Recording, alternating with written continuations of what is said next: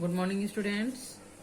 According to body fluid and circulation, today we will learn double circulation, pulmonary and systemic circulation.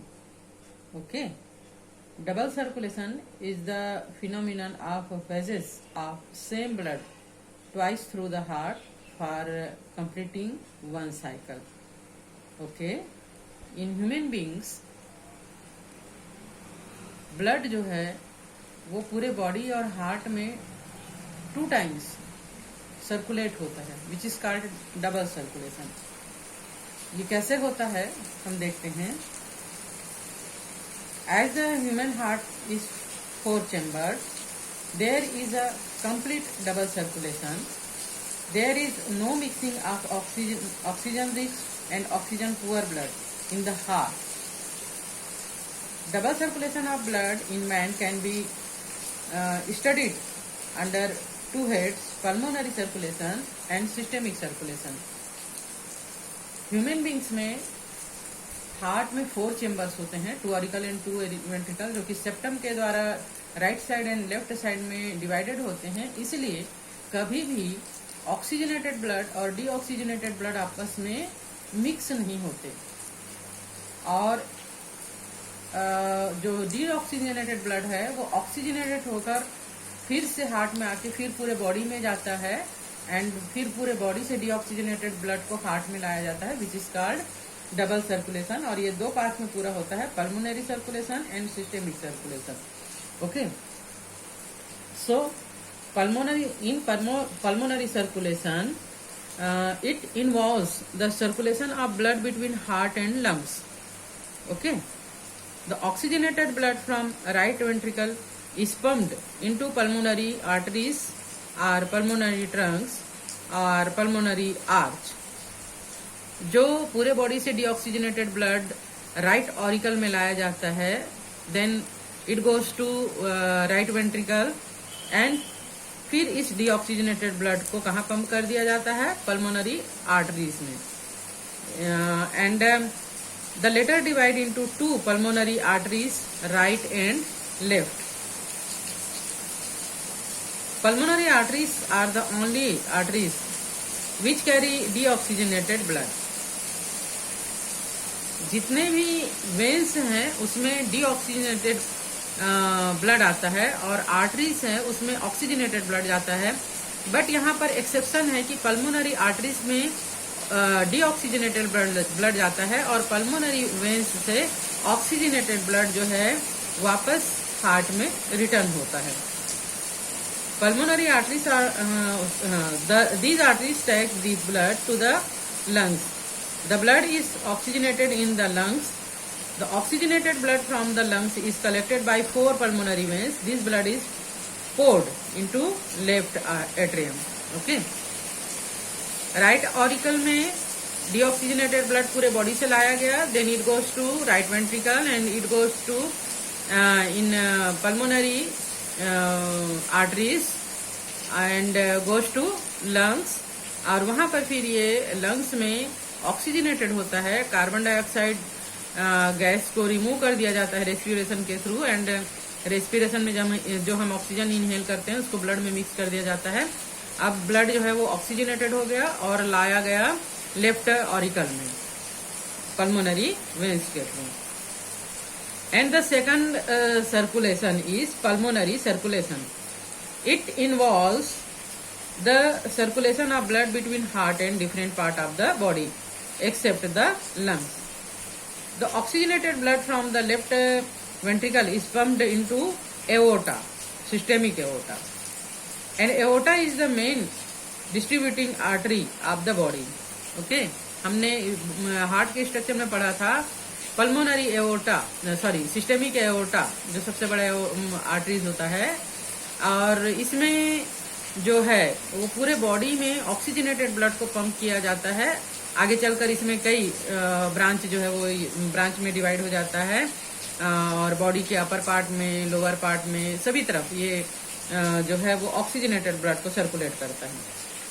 So the oxygenated blood from the left ventricle is pumped into aorta.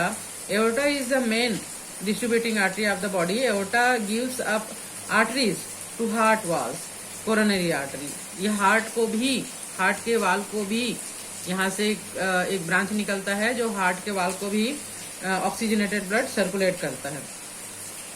And it then proceeds as dorsal aorta into trunk. Here it gives arteries to alimentary canal, liver, kidney, genitals, etc. and divides into two branches for supplying oxygenated blood to lower limbs.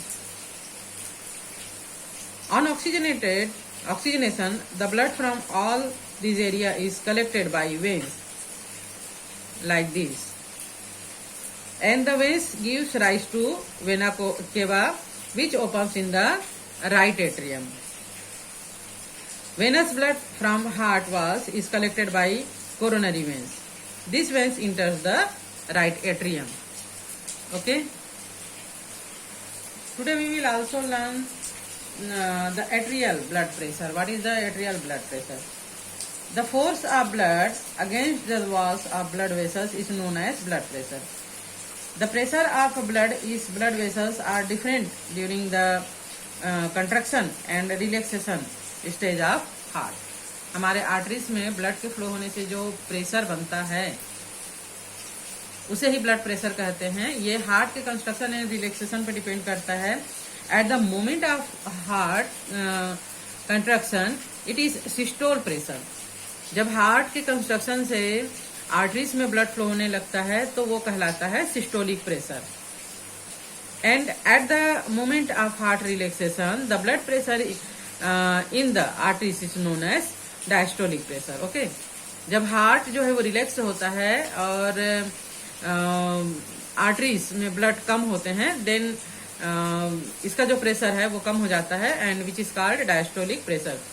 The blood pressure in the circulatory system depends upon the following factors: total volume of heart, amount of blood entering the living blood vessels, changes in the space of blood circulation due to contraction and relaxation of heart and blood vessels, elasticity of blood vessels, and viscosity of blood.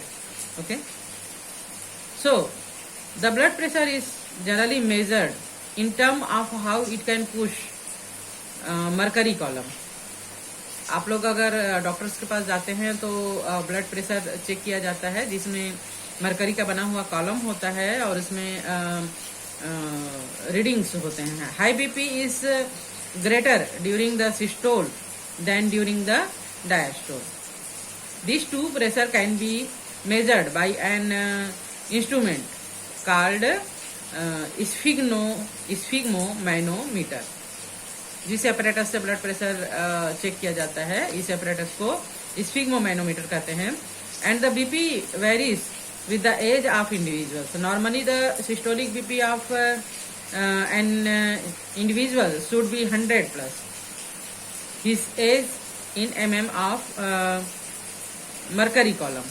For example, normal systolic BP for a person of 20 years is 120 mm Hg, and in a pressure of 30 years it is 130 mm Hg. यहाँ पर 100 में हम as को plus कर देते हैं तो उस पर्सन का बीपी निकल जाता है ना. And however this increases in less mark as the age progresses. The maximum normal BP should not exceed 150 mm Hg in adult males and 140 mm Hg in females. जैसे जैसे एज बढ़ते जाता है तो ये क्या होता है फिर डिक्रीज होता है. तो नॉर्मल पर्सन में मैन में ये 150 एंड फीमेल में 140 होना चाहिए.